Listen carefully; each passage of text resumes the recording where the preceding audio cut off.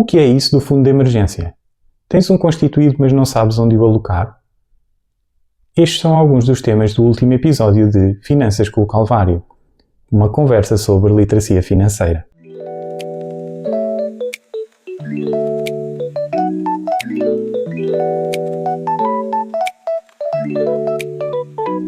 Bem-vindos!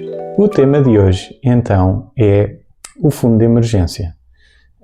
E o fundo de emergência é a base da nossa saúde financeira. Então, o que é que significa este fundo de emergência?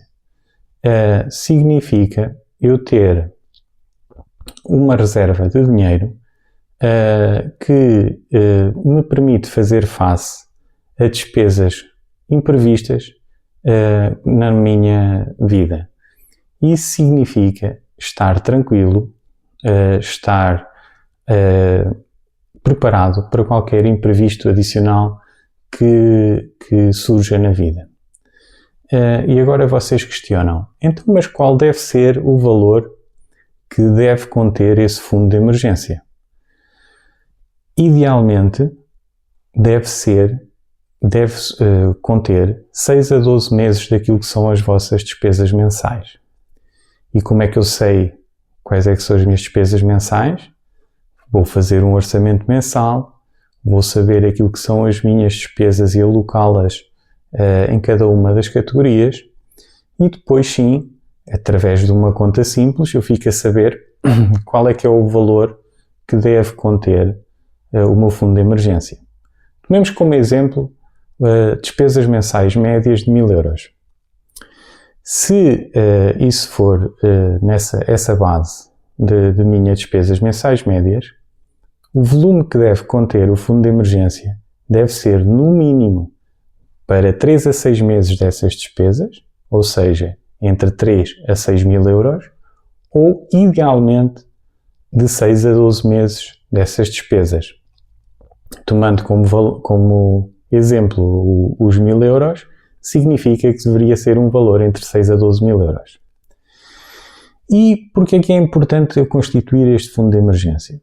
Porque este fundo de emergência pode, em última análise, ser aquilo que me vai permitir continuar a minha vida se eu tiver um imprevisto significativo, como, por exemplo, deixar de ter um salário. Se eu, por exemplo, ficar desempregado. Isso significa que eu vou ter uma base que me vai permitir, por exemplo, encontrar um novo emprego e não ter uma pressão adicional pelo facto de eu não estar a ter liquidez para conseguir pagar as minhas despesas mensais. E então vocês questionam, como é que eu construo esse fundo de emergência? Idealmente, esse fundo de emergência pode ser constituído mensalmente e deve ser o primeiro passo para aquilo que é a nossa construção de saúde financeira. Mesmo que sejam 50 euros por mês, 20 euros por mês, 30 euros por mês, não interessa. Eu devo, assim que recebo o meu rendimento mensal, através do meu orçamento mensal, eu sei automaticamente quais é que vão ser as despesas médias que vou ter e o restante devo automatizar essa transferência para esse fundo de emergência. Se eventualmente existir uma despesa adicional imprevista, eu vou resgatar esse dinheiro e no mês a seguir, quando eu receber novamente o meu rendimento, vou repor esse valor até o fundo de emergência ficar novamente naquilo que é o valor que me deixa confortável para, por exemplo, passar ao próximo passo daquilo que é a saúde financeira ou a melhoria da nossa saúde financeira, que é investir. E porquê é que eu devo pensar na necessidade de investimento? Porque existe um agente corrosivo do nosso património financeiro, que é a inflação. E o que é a inflação?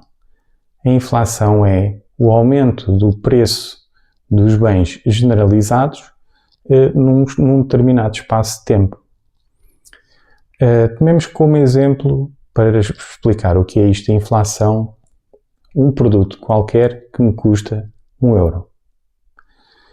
Se existir num ano uma inflação de 10%, esse produto no ano a seguir vai custar 1,10 €.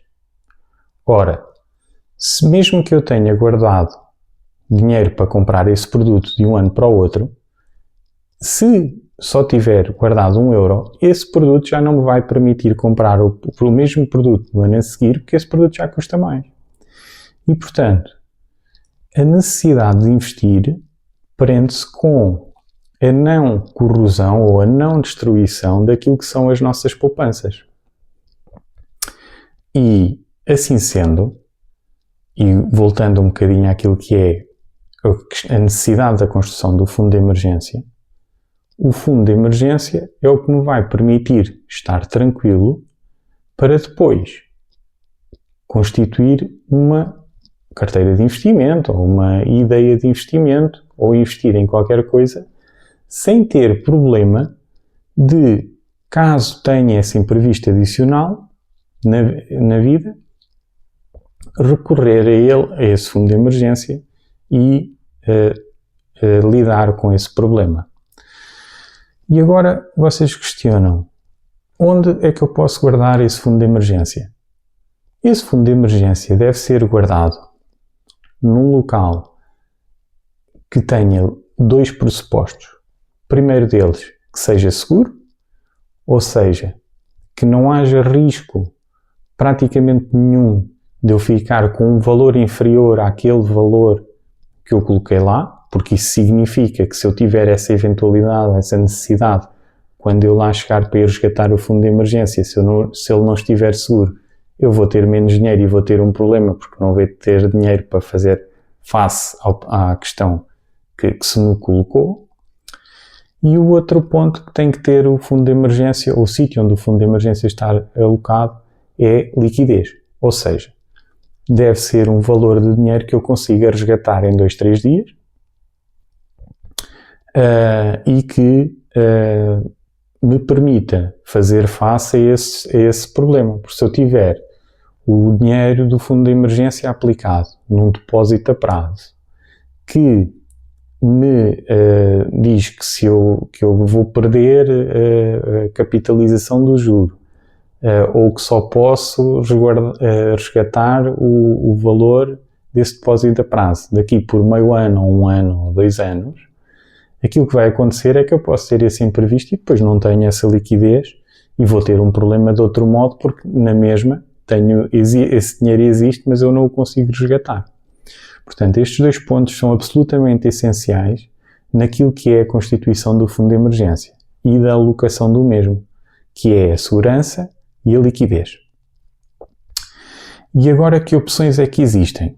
Já percebemos, por todas as razões e mais alguma, que ter o dinheiro do fundo de emergência numa conta à ordem é perder dinheiro, porque a conta à ordem não existe juro algum e aquilo que vai acontecer é, por um lado, a disponibilidade pode me impulsionar a eu utilizar esse dinheiro numa vontade, num desejo, e a pôr-me em risco e a pôr os que eu gosto em risco de numa eventualidade não ter modo de fazer face a esse problema.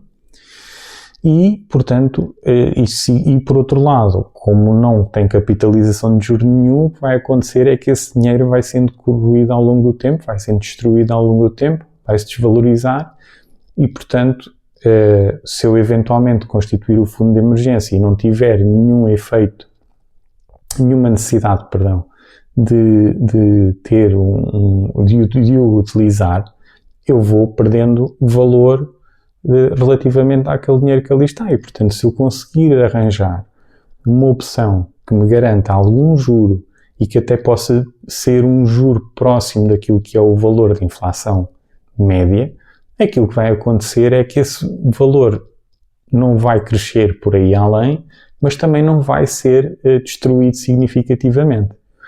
E, portanto, existem 2 locais principais ou 2 perspectivas principais onde se pode colocar o fundo de emergência. Uma delas são os certificados de aforro. Os certificados da Forro é um instrumento criado pelo Estado, cujo juro é calculado em função da taxa de juros do BCE a 3 meses, do Banco Central Europeu a 3 meses, e posteriormente terá bónus de permanência em função dos anos, ou seja, significa que para além da taxa de juro, quanto mais tempo eu mantiver lá o dinheiro, o que vai acontecer é que o bónus de juro vai sendo elevado. Há aqui algumas notas que têm que ser tidas em conta. A primeira é que a partir do momento que eu constituo os certificados a forro, só posso resgatar o dinheiro 3 meses após ter feito a constituição desses certificados. Portanto, isso significa que se eu tiver um fundo de emergência e quiser colocá-lo nos certificados da forro, posso dividir a fase em que vou colocando o dinheiro para a constituição desse fundo de emergência para procurar, ou então automaticamente colocar o valor todo, mas isso significa que durante 3 meses, se eu tiver um imprevisto, o que vai acontecer é que vou ter alguma dificuldade para resgatar esse dinheiro. Portanto, se eu dividir e ficar, por exemplo, durante 3 meses com alguma ordem, colocar no fundo de emergência o restante, nos certificados da forro, e posteriormente adicionar o valor restante em certificados da forro, vou ter um misto de salvaguarda relativamente à questão do resgate dos certificados da forro. E, portanto, mais outra nota que tem que existir relativamente aos certificados da forro é que a taxa de juro calculada em função do que é a taxa de juros do BCE a 3 meses, no caso desta série atual de certificados da forro, que é a série F, a taxa de juros não pode ser superior a 2,5%. Ou seja, mesmo que a taxa de juros do BCE seja superior a 2,5%, esse vai ser o limite máximo da minha taxa de juros do certificado da forro, ao qual acresce a taxa de permanência. Portanto, significa que eu posso ter uma taxa superior a 2,5% em função do bónus de permanência e da taxa de juros que existir pelo BCE. E, relativamente a certificados da forro, estaremos mais ou menos conversados. Relativamente à alternativa, uma alternativa que posso também ter é colocar em corretoras de investimento. Corretoras de investimento, como por exemplo, que são por exemplo corretoras maioritariamente online, que se podem criar essas contas completamente online, e faço já um disclaimer relativamente a isto: não tenho ligação comercial a nenhuma delas, embora invista efetivamente numa delas online. Mas corretoras como a XTB, a Trading212 ou a Trade Republic podem ser opções para eu colocar o meu fundo de emergência. Porquê? Porque eu, abrindo a conta nessa corretora, e colocando para lá o meu fundo de emergência, a corretora vai-me pagar um bónus de permanência, ou no fundo uma taxa de juros de permanência em função daquilo que é a taxa de juros do BCE, muitas vezes todas as semanas ou todos os dias, já deduzidos do valor de 28%, que é o imposto que temos que pagar por causa da realização dessa taxa de juros, ou sobre essa taxa de juros. Qual poderá ser a vantagem de colocar numa corretora? A vantagem de colocar numa corretora pode ser em função da taxa de juros ser mais atrativa ou menos atrativa relativamente aos certificados da forro. É uma coisa que cada corretora define. E por outro lado, relativamente àquilo que é a liquidez, transferindo para uma corretora, já não tenho a necessidade de aguardar aqueles 3 meses que tenho nos certificados da forro para poder resgatar o dinheiro. Ou seja, eu posso transferir para lá O valor hoje só me vai aparecer na conta daqui por 2, 3 dias, porque muitas dessas corretoras têm sedes em países estrangeiros, portanto estamos a falar de uma transferência internacional. E depois a mesma coisa quando eu quiser levantar o dinheiro. Se passado 2, 3 dias eu quiser levantar o dinheiro, faço a transferência para a minha conta, ele demora na mesma esse tempo para regressar à conta, mas depois ficará efetivamente disponível. Quais são as diferenças entre as corretoras? Numa perspectiva de colocar o meu fundo de emergência, as corretoras, cada uma delas pode definir uma taxa de juros diferente e, portanto, interessa comparar aquilo que é a taxa de juros estabelecida por cada uma dessas corretoras, de modo a perceber aquilo que deve ser a minha melhor opção em termos de taxa de juros. Mas isso depois vai variando, não é sempre igual? Não é sempre igual. Há corretoras que têm taxas promocionais para uma fase inicial da criação da conta e posteriormente muda a taxa de juros. Há outras que têm sempre a mesma e, portanto, interessa ir comparando mais ou menos regularmente e avaliando se existe alguma opção melhor para ter uma taxa de juros superior, porque obviamente que apesar de ser uma lógica de um fundo e de um valor que eu quero ter sempre garantido, se eu conseguir que esse valor esteja a render uma taxa de juros superior, tanto melhor, porque aquilo que vai acontecer é que, apesar desde que garanta a questão da liquidez e da segurança, isso vai-me gerar mais valor. Que valores podem ser valores considerados normais dentro dessas taxas de juros? Conforme eu disse anteriormente, desde que garantam a segurança e a liquidez, quanto maior for o valor, melhor. Idealmente deverá ser sempre um valor próximo dos 2%, porque este valor dos 2% é o valor da taxa de juro média, ou seja, daquilo que é o objetivo do BCE em fixar a taxa de juro. Não se esqueçam, é que estes 2%, se eventualmente uma corretora anunciar uma taxa de 2%, a esse valor tem que ser deduzido os 28% de pagamento de impostos relativamente a esse valor. E, portanto, o que é importante reter então desta conversa? O fundo de emergência é decisivo naquilo que é a nossa tranquilidade financeira, a nossa saúde financeira. Deve ser tanto maior quanto possível, e vou-vos dar aquilo que é a minha perspectiva e o meu exemplo para compreenderem talvez melhor. O meu fundo de emergência foi constituído na base, como devem ser todas essas decisões financeiras, de uma conversa familiar, e aquilo que chegámos à conclusão é que, no mínimo, deveria conter 1 ano de despesas mensais, de maneira a eu estar mais tranquilo numa lógica de eu depois poder investir e não ter essa questão e essa preocupação de conseguir fazer face a esses imprevistos que possam surgir. E, portanto, aquilo que se diz como sendo a robustez desse fundo de emergência vai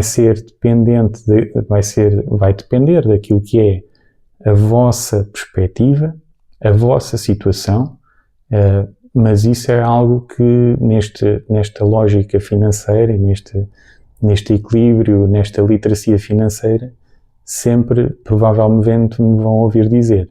Não há situações idênticas, cada situação é uma situação única, a maneira como as pessoas olham para as coisas é diferente. Há pessoas que, por terem um trabalho que consideram mais estável ou menos estável, consideram que aquilo que é usual pode ser os 6 meses de despesas mensais. Outras pessoas consideram que se eu tiver um fundo de emergência mais robusto, apesar de ser um valor mais significativo e provavelmente ser um valor que me poderia dar jeito estar mais livre para eu conseguir fazer e ter algum investimento e uma rentabilização superior desse dinheiro, aquilo que eu sinto e aquilo que eu penso é que, sendo mais conservador na abordagem daquilo que é o fundo de emergência, ou seja, tendo um fundo de emergência mais robusto, o que vai acontecer é que eu vou estar mais tranquilo com o investimento. Outra solução que podem considerar, por exemplo, para além daquilo que é a perspectiva que dei de ter um fundo de emergência mais robusto, que é a minha situação, podem eventualmente ter um valor considerado de fundo de maneio. Imaginem 1.000 euros, uma coisa assim, menos significativa relativamente àquilo que é um fundo de emergência, verdadeiramente em si, ter um valor mais direto numa conta que eu posso usar a qualquer momento para uma eventualidade mais pequena, por exemplo, uma avaria de uma máquina, uma compra de uma máquina de menor valor, uma reparação, uma revisão de um carro que fica um bocadinho mais cara e, portanto, eu tenho que resgatar, ter ali algum fundo de maneio superior. Esse fundo de maneio, o que é que me permite a mim? Permite-me, tendo em conta que eu tenho o meu fundo de emergência colocado em certificados de aforro e, felizmente, ainda não tive necessidade e já o coloquei lá nos certificados de aforro há uns anos, já o constituí há uns anos. Aquilo que é importante, e não tendo necessidade de resgatar, vou tendo o bónus de permanência. Se eu tiver esse fundo de maneio, vou fazendo face a essas despesas mais pequenas, adicionais que eu possa ter na vida. O resto está contido naquilo que é o orçamento mensal, as minhas despesas normais, as inspeções, as revisões, os impostos. Isso está tudo contido naquilo que é a despesa mensal. E assim garanto que um bónus de permanência superior relativamente a um fundo de emergência quase na sua totalidade, o que acaba por ser uma coisa que garante, embora tenha a questão de ter um valor de fundo de emergência mais elevado, também garante um valor superior, embora a taxa de juros esteja sempre relacionada com o valor que colocamos. E, portanto, relativamente ao fundo de emergência, não vejo assim mais notas para colocar. Gostaria de saber agora se já tens o teu fundo de emergência constituído, se sim, onde, se há alternativas para estas opções que falámos. Coloca nos comentários, diz-nos quais são as tuas opções. A partilha vai ser sempre uma maneira de conseguirmos todos melhorar financeiramente, e esse é o propósito destas conversas que estou a fazer. E por último, gostaria de solicitar que sigam os canais de YouTube, do Spotify e do Instagram, Facebook também, para continuarmos a ter aqui mais conversas destas e para conseguirmos melhorar a saúde financeira e literacia financeira de todos. E não te esqueças, por cada euro que consigas gerir melhor hoje, terás um calvário a menos na tua vida no futuro.